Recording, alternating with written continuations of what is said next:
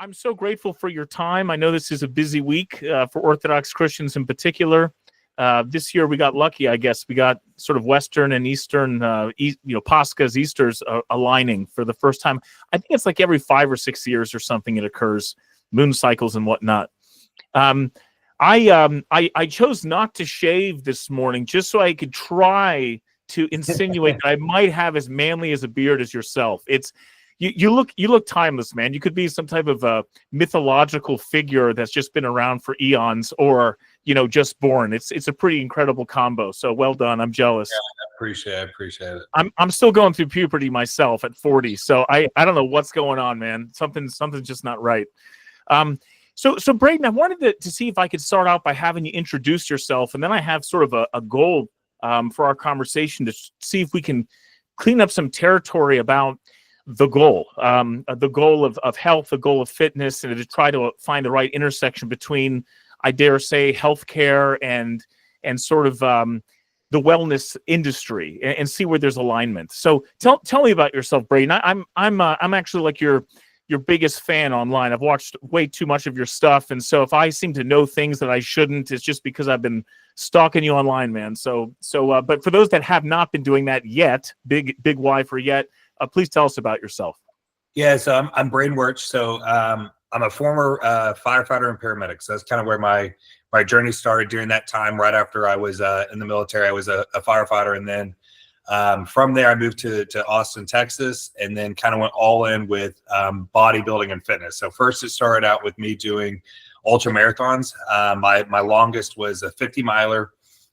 During that time, I purposely got myself as light as possible. I was 157 pounds when I finished that race, and then went all in with bodybuilding and made the goal of becoming an IFBB Pro bodybuilder. And that took me about 2 years to achieve. And then through the course of the next 4 years, got to my heaviest body weight of 260 pounds. So literally 100-pound jump up in weight. And then the Lord called me to give up pro bodybuilding, and then frankly the unhealthy things that came with it, like steroids and PEDs. And then that was a little over a year and a half ago. And so now I'm a full-time fitness coach.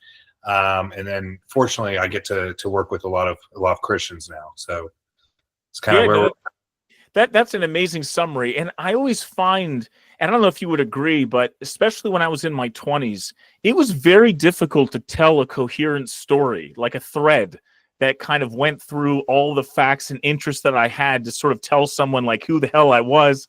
But I always find it interesting to see if, first of all, someone can actually do it in a coherent manner, which you certainly have, and sort of see what they highlight, because there's so many things that you can kind of triangulate about a person's narrative.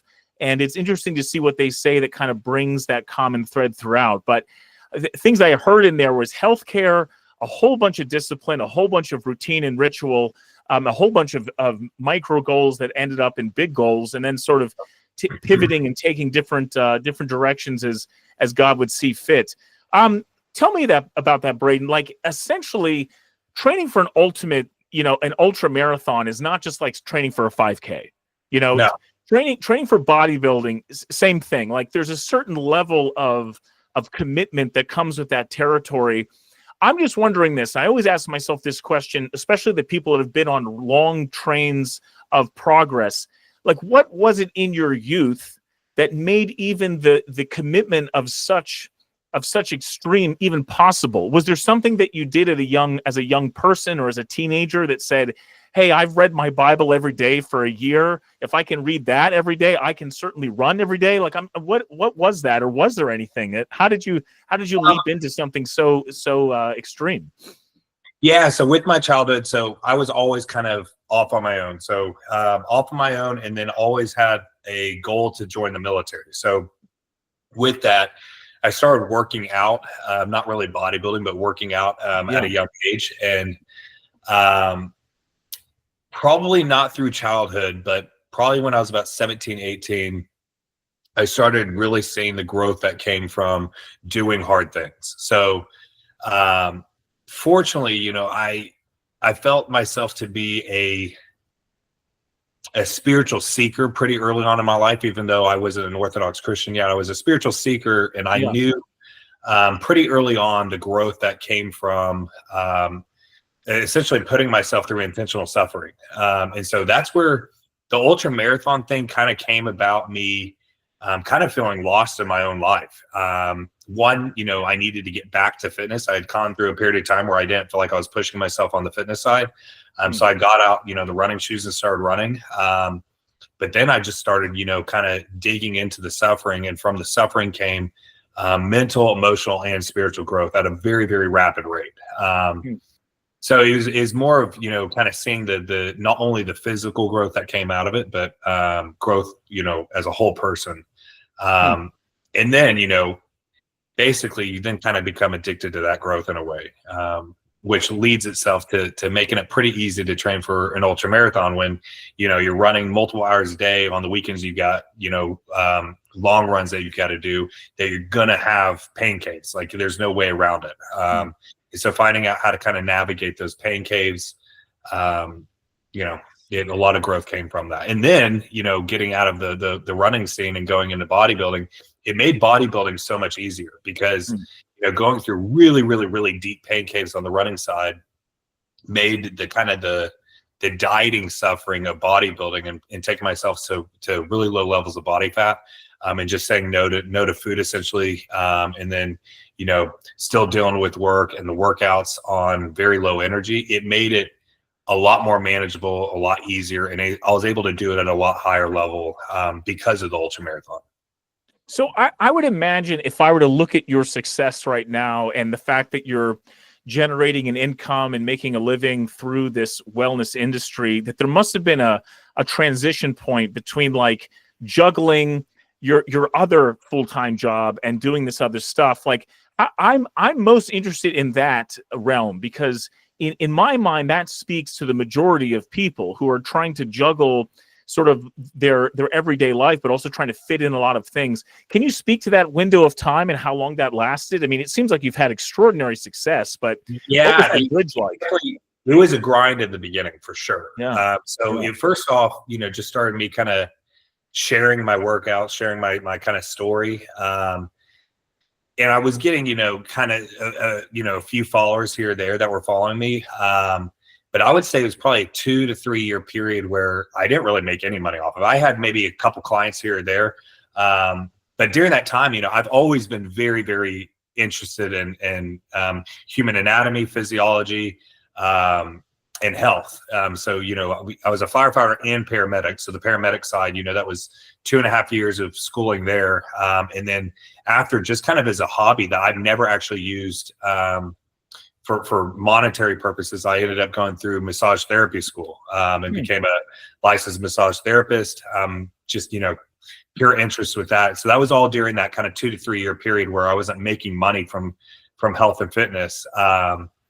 But then, it got to the point that it was into the bodybuilding side. It was after I was already done on the ultra running side. I was already coaching runners and then hybrid athletes, so people that do both lifting and running. It's probably about a year or two into my bodybuilding career that I was able to then do full-time coaching. And then now, I've got multiple income streams. It's not just the coaching, but that's the main one for sure. So let me sort of make a parallel between something orthodox and what you've obviously sort of set yourself up for. But everything you've mentioned, I sort of start to think about asceticism and that sort of self-inflicted effort to make oneself better in the long term and short term, sort of delayed gratification at its finest. I wrote a book on fasting, which I would call sort of the Athos diet, Christian fasting done right. And one of the reasons I recommend that children fast, maybe as early as 7, is I want them through something as visceral as hunger and as eating habits to feel that asceticism at a young age.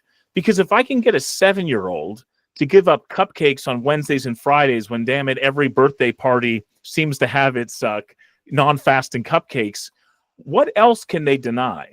And that self-control lends itself into many successes in other facets of life. I mean, what CEO, what family, what individual on a team doesn't benefit from someone who has self-control, discipline, self-restraint, patience, et cetera, et cetera. And when it comes through something as visceral as fasting, I think that there's no better stimulus for that. Second to that, I would say would be some form of exercise, where people, and I think you would agree, many teenagers, many young men would say, hey, I learned X, Y, and Z by showing up to the gym and pushing myself to the limit and determining what my macros were and following such and such. Actually, there's always a food component too, which is interesting.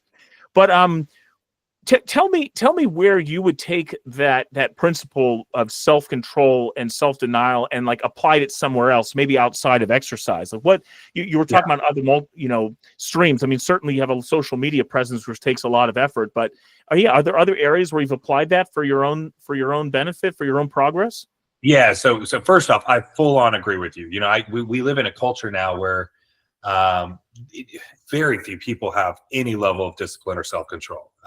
So I do agree with you that I think children starting, fasting at a pretty early age or having something that creates a level of discipline and not short-term gratification, it's absolutely needed in our culture. And I see it with, my coaching clients. I have, fortunately, with my brand and my content, people kind of know what they're going to get when they come to me. They're not going to have it easy. Right. They self-filter. They filter themselves through, right. The ones that make it over. With several people that, it's grown men that it's like pulling teeth on them getting to just do the most simple things and not get them off the couch playing video games when they need to be in the gym, or just saying no to not eating a food. It's simple stuff that we go back not that long ago and people had a much greater level of discipline. So one is I think doing hard things physically in today's world where we've got so much comfort and everything, we have to do some level of create intentional suffering for ourselves. Yes. And the way to do that is through exercise. So that could be, you going out and doing some crazy endurance event. It could be, something strength related. But outside of that, I personally, one thing I do is I do fasting. I do water fasts. That's one way in which I have found I'm able to create, a much greater level of discipline in myself.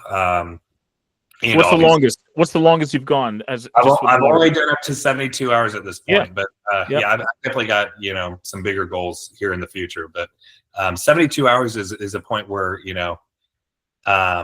it's pretty manageable on a physical level, but you still definitely reap the discipline rewards, especially going into day 3. It's fascinating, the concept of fasting and how it's a theme that rings through the Old and New Testament. I think it's over 70 times. But, when something's mentioned 70 times, you start wondering, did God put that in there for a reason? As a medical doctor, if I could create a pill that created what fasting does to the body, I'd be a trillionaire. And think about all the lives that would be saved. But it is a very interesting thing, though, that God would create a tool called fasting that seems to bridge the spiritual and the physical. Like by all means, and I think this is a very good distinction, because I've never met an anorexic patient in my emergency department that was doing it for God. There's something distorted there. And then I've met very healthy ascetics who are from monasteries who are only fasting for God. There's no self gratification involved with that at all. But I think it's important that, especially as we chat about it, we have to make a distinction between asceticism and masochism. I don't think that there are Western traditions out there where they'll flog themselves, hit themselves. I mean, that is not, in my opinion, there's a difference between self-denial and delayed gratification that makes you stronger, healthier, better, and something that leaves wounds and literally just breaks you down with scars. I don't think those are two equivalent pathways. I don't know if you would agree. I mean, 1000%. And that's where someone that has kind of the David Goggins mindset and everything, there's definitely a very fine line between it. And it really goes down to, searching your heart on what your true intention is behind everything. Because I know people that they can go out and they can suffer physically, and they're definitely breaking their body down more than what they probably should.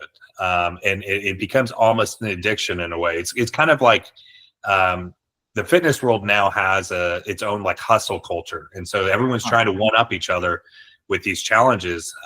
So you kind of have a lot of these go-getters that are willing to kind of go harder and harder and harder and harder and harder. And at some point, that's where intentionality matters with everything.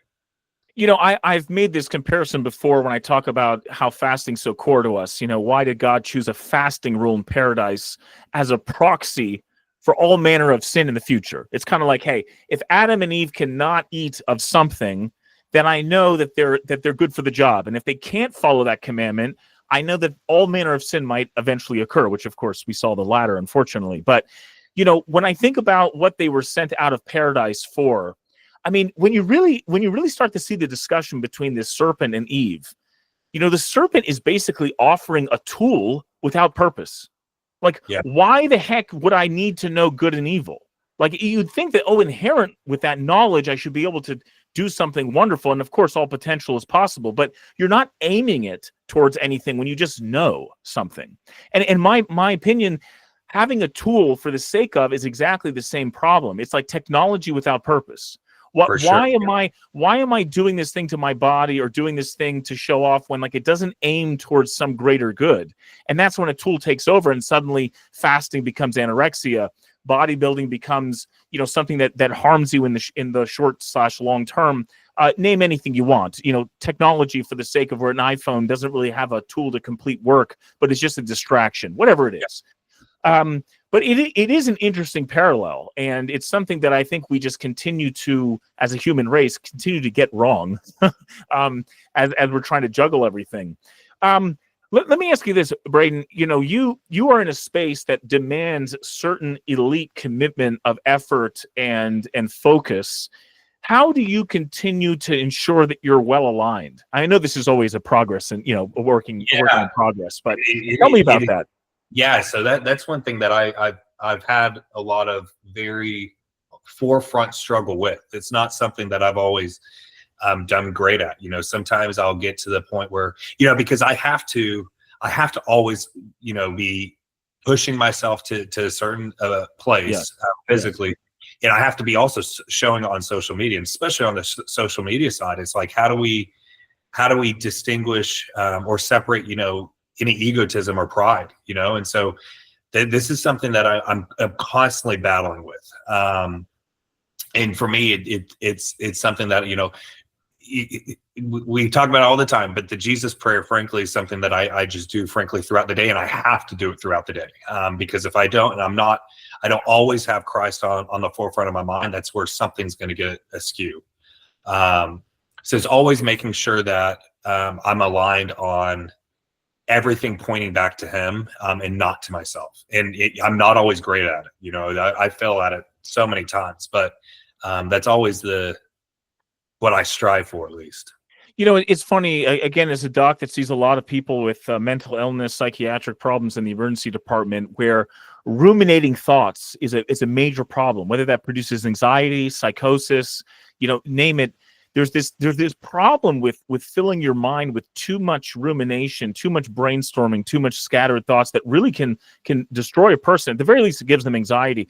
I think what's so cool about the Jesus prayer, I remember someone told me this example: try not to imagine a pink polar bear, and what you have to do is there's no way to not imagine a pink polar bear. You have to imagine something else to replace it. That's the only way to get the image out of your mind. And so what the Jesus prayer does in essence is that it fills that void with something positive, certainly spiritual, but it also eliminates, as a result of focusing on that, all the other distractions, which I do think is just brilliant. It's absolutely brilliant. And they also say there's plenty of studies that show that most of what we sort of process and get anxious about really never occurs. Or at least it's very rare. So you might as well just be thinking about Jesus anyway. And for those that don't know, Braden, what is the Jesus prayer? What's the quote? Lord Jesus Christ, Son of God, have mercy on me, a sinner. Yeah, I mean, it's such an incredible phrase, sentence for us to kind of repeat and keep in the top of our minds. Yeah, I have gotten to where I, do it kind of in the hesychastic style. So, a lot of times when I'm working with clients in the gym, or I'm working out, or I'm on a run, the breath in will be Lord Jesus Christ, Son of God, and on the way out, we have mercy on me, a sinner. And I'm telling you, it's now become almost second nature. And the more it's like that, it's like, it's a defense for sure against secular culture. I mean, you're not going to you can't separate yourself from it anywhere you go, but Sure. the bodybuilding and gym world has its own toxicity that I'm always trying to stay on guard from. Yeah. Again, I find it so interesting because we kind of live and work in similar worlds, similar fields, in that we're trying to align our bodies with the highest good. And what's interesting about what you mentioned just now about your breath work, I mean, one of the arguments I make about why fasting's so powerful is that literally every cell in my body responds to fasting. Like if I want to link my body to the greatest and highest good, it's through fasting. There's nothing else that does that. Every cell in my body is singing Christ every time I fast. And there's an entire physiology that supports that. I am healing from inside out. But when you talk about breath work and saying the Jesus prayer, I mean, what an interesting idea of sort of reconnecting or rerouting your medulla, in terms of the pons and all the things that you do naturally, but now it's at the tempo with Christ. It's such an interesting way to sort of, relink yourself with the highest good, literally. Very, very interesting. So this is my question for you, Braden, and I think only someone like you could answer it. If you had to tell a teenager what the goal was, what that mixture was between health, wellness, confidence. I mean, there's a lot of things, there's a lot of machismo that, we want to be as big and bad as possible. It's just in ourselves. But is there a how would you describe it? Is there an iconic figure that you would say, hey, you want to be healthy and confident and functional? This is who I would say that's the physique. Or this is how I would describe a person who's in the right balance. Because I do think health is very important. We need to take care of the temple of our soul. And I think there's also a correlation, because there's so many ways to fail. Certainly we can be vain, but there's also the opposite extreme. I don't think morbidly obese clergy or parishioners is virtuous either. You got to put the work in. So any way that you can help me and the listeners understand what that goal is, what should men be striving for? If you could think of a figure or an individual or maybe an old photo. I think it would just come down to the phrase of like intentionally suffer well. So learn how to on a very regular basis. For me, it's daily, but on a very regular basis, intentionally suffer and suffer well, meaning that you're suffering with the right spirit. Because that's what everybody right now is missing. Everybody is trying to escape, working. Everybody wants to create passive income so they can only work 2 hours a day. There's just a laziness on both the physical and the spiritual that's pervasive through our society now. So intentionally suffer and suffer well. And then through that, that's where I believe that everyone kind of has a chosen movement, so chosen exercise that they kind of align with, or you might have a couple. So for me, I have running, which I call as my water, and then lifting, which is my fire. It's aggression, and then the kind of like nature piece, all of that. But some people it's doing a martial art like jujitsu. For others it's more team sports. But I do believe that having a solitary or an exercise where you're in solitude, even if you do a team sport, is always beneficial. If you have time to work that into your schedule. But that's where you combine whatever your movement is, find a way to intentionally suffer with that, which most sports, most exercises, you're going to be able to suffer. I mean, most things are going to require some level of grueling nature that's going to cause you to suffer. Lean into that, and then use that time to deepen your spiritual life if you can. Yeah, brilliant. I love that quote, man. Intentionally suffer well. It reminds me of another one I heard the other day, which is aging is the progressive progress in seeking comfort. Yeah. So, it's just like, heck, I mean, all the people I've ever met that are old but seem youthful are working hard, man. They have not stopped. They have tried not to slow down. Maybe they're not doing as much weight. Maybe they're not doing as many sets, but they are trying to push themselves to their limit. They refuse to age by definition of just continuing to feel the pain. And I go back to the story of Genesis. There were 3 promises when we got kicked out of paradise. It was literally pain, work, and death. Pain, Yeah. work, and death. And in the emergency department, I see that constantly.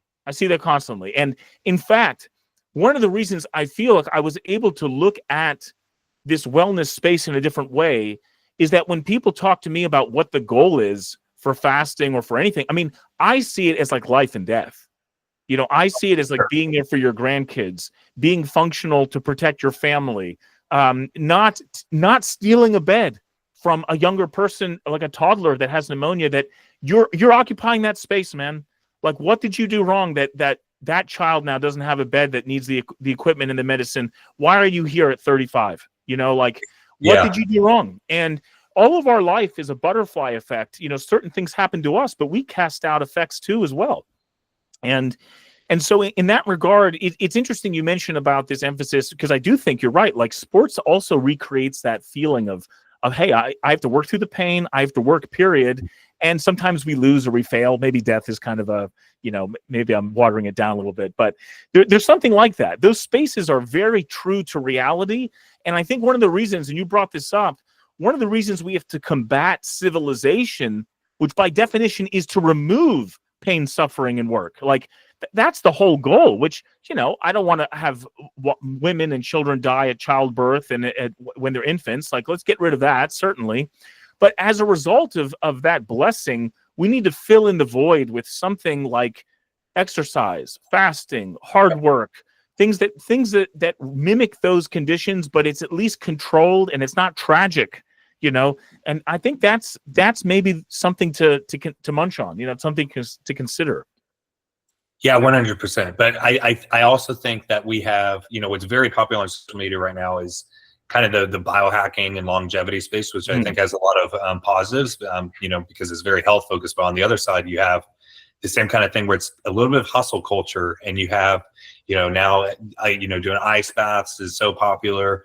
All these things which could be beneficial, people are doing for very selfish and egoic reasons. So once again, it comes all down to what's the intention behind things. And that, you know, I've been there in the past as well. That, you know, I've been, you know, I definitely was caught up years ago in, you know, where it was originally just the love of lifting and building up my body, then became, oh, well, you know, I'm getting some external validation from this on social media or whatever. So it's always got to be, you've always got to check yourself. Because I've seen this on, you know, every side of health and fitness, where it can start out a very healthy and positive thing, and then it can be a negative in some other fashion. Yeah, well, it's kind of goes back to that taking a means as an ends, like that we were supposed to use as a tool. We were supposed to use as an aspect of ourselves, not to worship it, not to make an idol of it. You know, and again, it's like, why is Brian Johnson trying to live to 160 so we can just like hear his Instagram and Twitter messages for 160 years?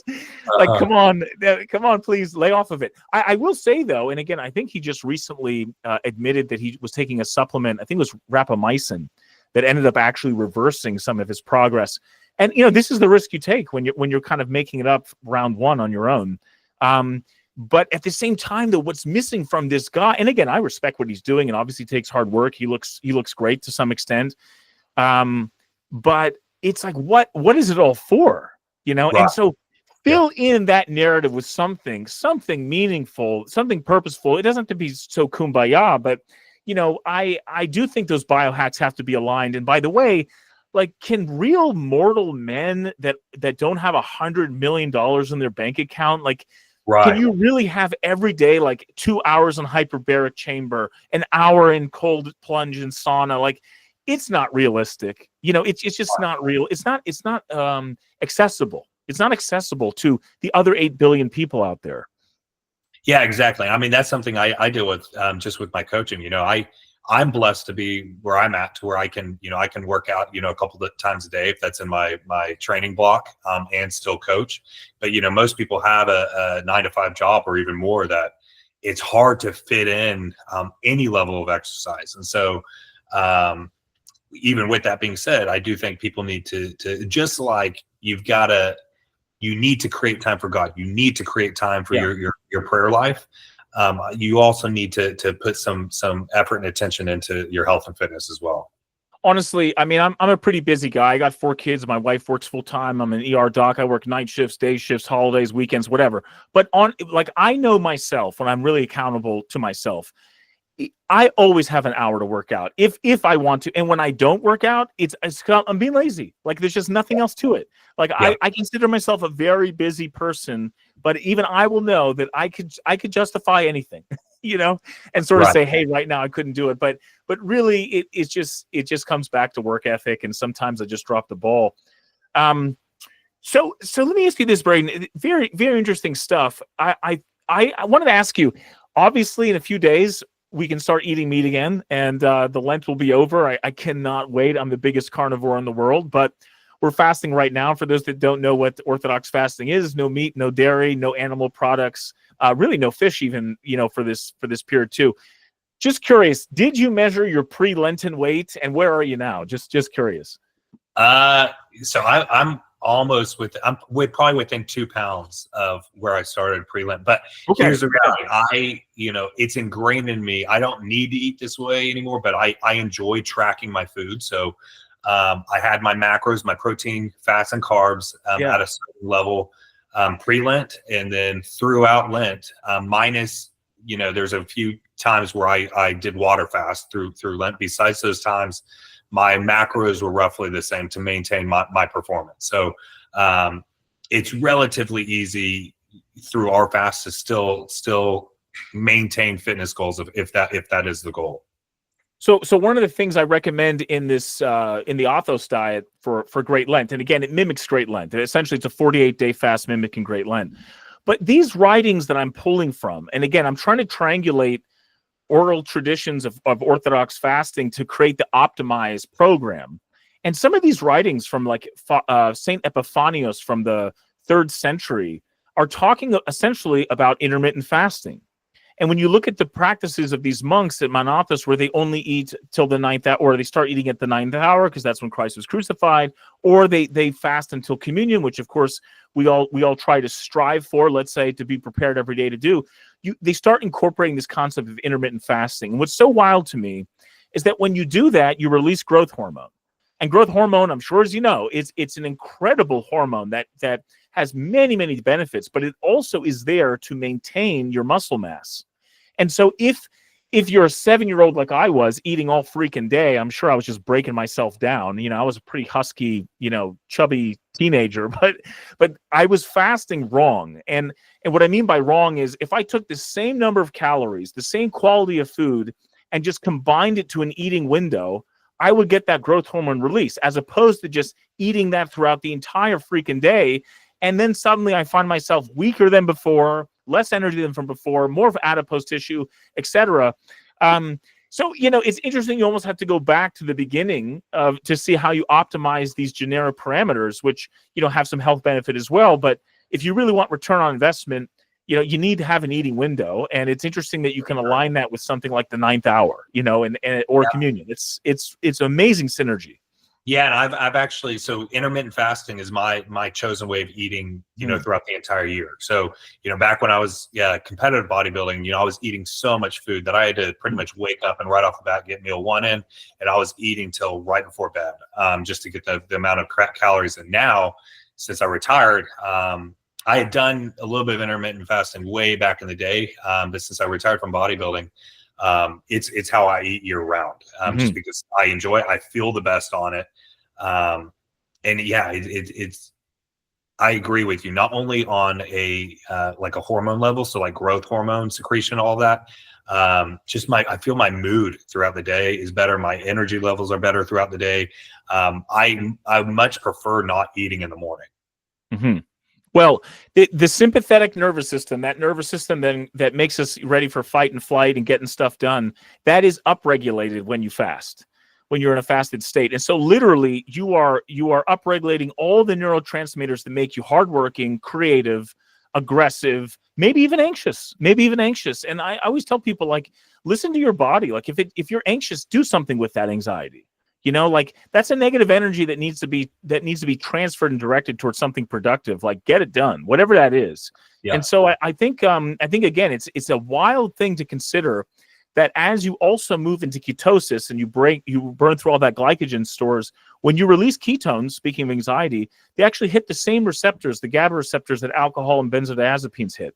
So you will literally be less anxious. And it's such a funny thing. A quarter of all women in America have a diagnosis of anxiety, and they're on benzodiazepines, or they're undiagnosed and they're reaching for wine every evening. Why is that? Well, you know, if they took fasting seriously as the church recommends, you know, if the whole nation was Orthodox, so to speak, it's just as a thought experiment, you know, there probably wouldn't be those issues. It would be sort of a natural, medicinal self-medication, so to speak, in this lifestyle way. It just comes with the engineering of fasting. It's wild.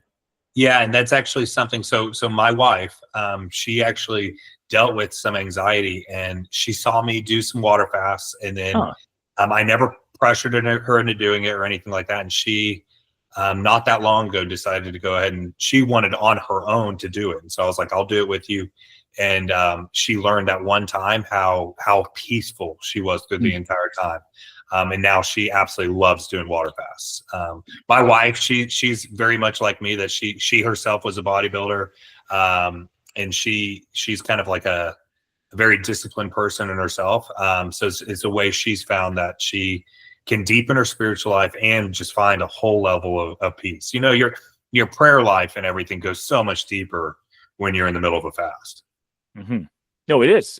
And if physiologically, you can see why that would be. Again, it's like we're not ghosts. We live in the physical world. And so there needs to be a bridge between those worlds that allows us to heighten our spirituality through the material, and to also heal our bodies through the spiritual.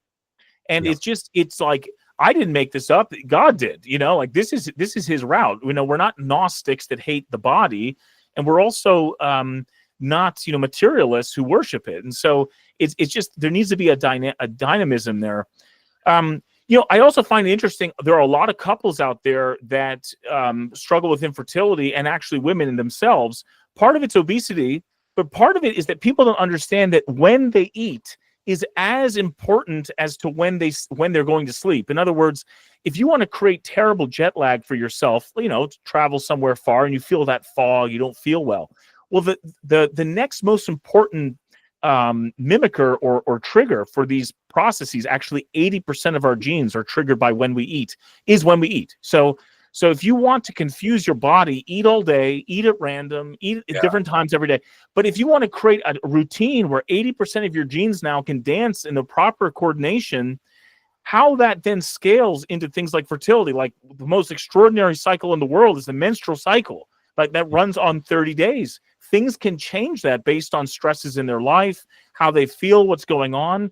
Well, every day we go through cycles. It's more subtle, it's more predictable, but one of the best ways to regulate that is when you're eating. So it's really an interesting thing that essentially fasting in some manner every day is very good for health, very good for health. And we've lost that. And if anything, and I'm sure as you've have clients in this space, you can agree, like you cannot, the wealthiest billionaire who's not exercising, not fasting, not taking care of the quality of their food is never going to be as healthy as the most impoverished person who is doing those things. Right. Yep. It's amazing. It's amazing. And we can see that in America too. We spend so much money on healthcare per capita, and we have the worst outcomes for the developed world, I should say. And it goes to show, like, you cannot outspend you cannot outspend things to no longer be accountable. You know, like at the end of the day, we have to take responsibility. So Braden, what's going on the rest of the week? Do you have a lamb roast you're going to hit on Sunday? Did anyone invite you over, or are you having one, or hosting? What's going on? I'm going to be honest with you. I feel so good right now that I actually am. Usually I would go ahead and start setting up my diet for this next week, and yeah, I'm actually keeping it the same as of right now. I'm going to have some meal that me and my wife decide to have. Yeah. Isn't that interesting? That's a cool testimonial. So if I want to make it very clear to the listeners and myself too. So what you're saying is, because you do intermittent fasting every day anyway. Okay, so you're going to continue that. That's not changing. What you're surprised at though is that by going vegan, and I assume eating a lot of shrimp, that you're saying you actually feel better than you normally do. 100%. Yeah, and you're at a steady weight as well. performance in the gym has gone up through this entire Lent. I don't want to fix what's not broken, basically. So basically, my plan as of right now is like I'm going to keep the same daily diet, and then if I am craving or I want a grass-fed steak or eggs or something, I'll throw it in here or there, but I'm not going to have it in my base diet. I'm keeping the same base diet, until something needs to change. Yeah, that's really interesting. What an incredible testimonial for the benefits of fasting. And of course, monks, do this all year long. Maybe they can have some eggs and some fish, but they're really not ever changing up their fasting routine to some extent, on spectrum always, but they're never going back to eating meat again. Okay, tell me about this book, just to finish things off. Tell me about this book that you wrote for those fasting and trying to get enough protein.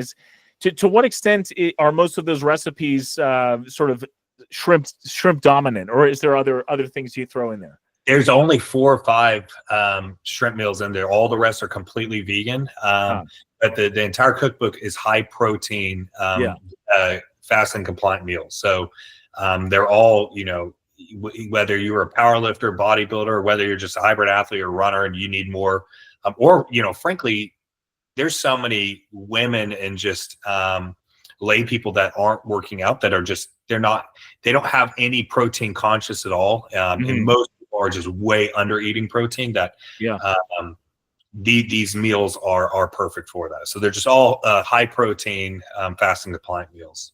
Yeah, it's funny, like they said, you can be overweight and still malnourished. It's kind of a funny thing to highlight, but oftentimes too, they say this about water. I'm sure you've heard it, like, oh, you're not hungry, you're just thirsty. Drink a glass of water. Oh, I'm not hungry anymore.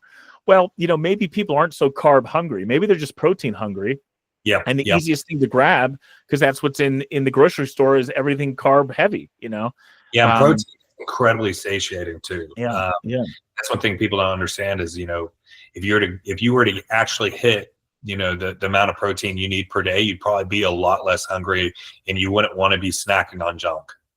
Yeah, no, amen. Braden, man, such a pleasure to meet you online, to connect, to kind of sort of crisscross and look at some notes that we sort of built over again in these sort of related but different fields.